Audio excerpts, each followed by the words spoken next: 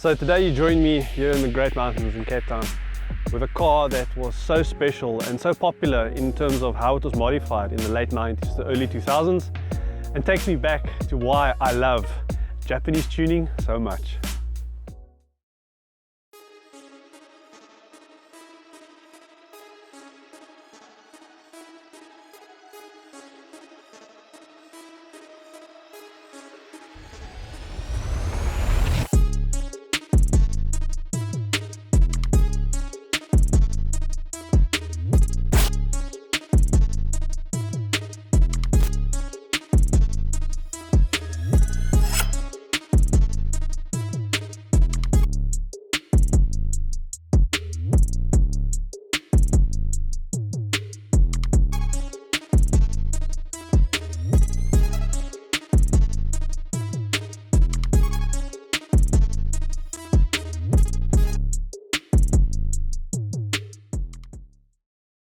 And this is it, a 2000 Lexus IS200, a fully road legal drift spec build with the heart of a lion. So as you can see, the overall look of the IS has been left pretty stock, with the exception of the Booysen Sport body kit. Around the rear, it's got that extra bit of extension. Around the sides, got the massive side sills, and up front, an extra spoiler, adding to the aero and the overall low stance look and the unique drift build. The front of the IS is function over form. The bumper's been completely cut out to aid in cooling. You can see the massive intercooler sticking out the front and the little tow rope, just in case on track days you get in a bit of trouble. So this Lexus has seen a plethora of suspension upgrades. We're talking about the BC Racing coilovers, Hodgkin's anti-roll bar front and rear, adjustable suspension front and rear, and inside the engine bay, a nice strut bar just to keep the chassis nice and tight when drift mode is properly engaged.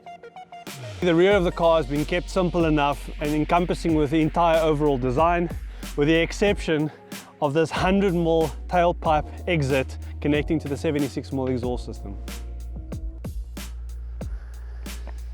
So the Lexus is running a 9J alloy setup front and rear, and in keeping with the drift build and this specific period version, it's got two different wheels. So it's got the Enkai's in the front and it's got the Workmeister replicas in the rear, giving it that proper JDM styled look. So this is the interior of the Lexus, and as you can see, it's got all the essentials that you need for your drift recipe. It's got a nice, firm, grippy Alcantara steering wheel, so when you're going around the track, you've got nice grip at all times. The boost controller sitting right in front of you, it's a GFB Force 2 boost controller. And then all the essential gauges you need, the temperature gauges, oil pressure, it's all there. And then this nifty little piece here is called the drift button. So when you're locking the rear, you literally just pull up the handbrake, press the button down, engages the handbrake, just so that you can make sure you get the rear out. And then making sure you're firmly planted in the car. It's a custom bucket seat, so that you don't move around when you're doing the track days. So this is the heart of the machine, a 2.5 litre twin turbocharged Toyota power plant. This is known as the 1JZ setup. It's currently running a custom radiator, a custom cooler. It's even got a power steering cooler, so on those drift days you've still got good response from the steering and it doesn't get all heavy. Custom intake pipes, a straight through 76mm turbo back exhaust system, and a dictator management system. That gives you a total of 210 kilowatts and 380 newton meters of torque. I'm inside the Lexus IS200. This is the 1JZ powered monster. It's a street legal drift car. So at the moment, it's still running the stock clutch and gearbox setup from the original Lexus IS. You get that nice smooth engagement. It's easy to drive on the road, and it doesn't feel any different. But what you can hear is you can hear the diff whine at the back, and you know this thing is set up to do one thing and one thing really well, and that's drift. So the power delivery on this car is absolutely insane when you get on it.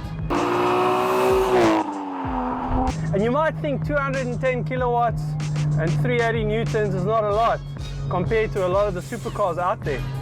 But when you're dealing with this kind of car, and obviously this is the Japanese saloon rear wheel drive, the power delivery from the twin turbo setup that is still running as the standard 1JZ came out is so great, because the twin turbo system, it gets the initial spool up, so there's no real turbo lag, and then the bigger turbo takes over and gives you that great sounding power. Absolutely love it.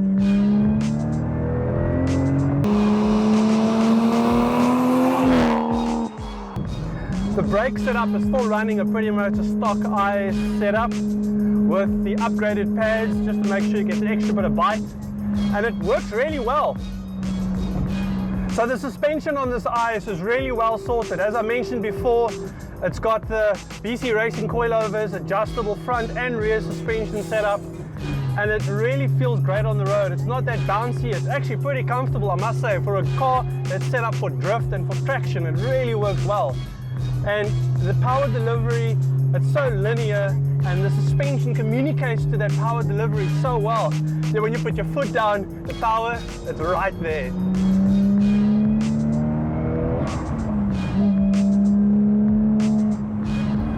There's just something special about this motor, and it really does sound like I could be in the hills of Japan, tearing up the toge and feeling what this drift monster is all about.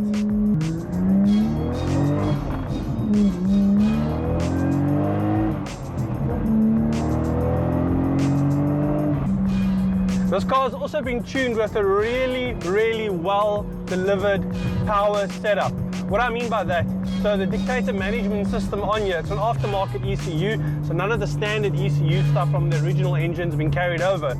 So it's as you would pretty much a race car.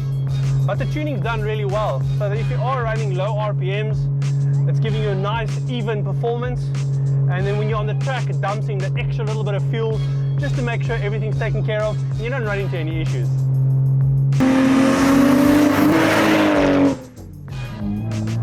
This IS really does take me back to why I love the Japanese style tuning. I mean, it's not just all power. It's got suspension work, it's got power work, it's got a bit of brakes, got a bit of styling. You know, it's a really great all-round package. So it's a lot of function and form. So what an amazing day spent with this street legal drift beast. A great engine and suspension package. Great for daily driving and then take it to the track on the weekend. Staying true to its JDM heritage.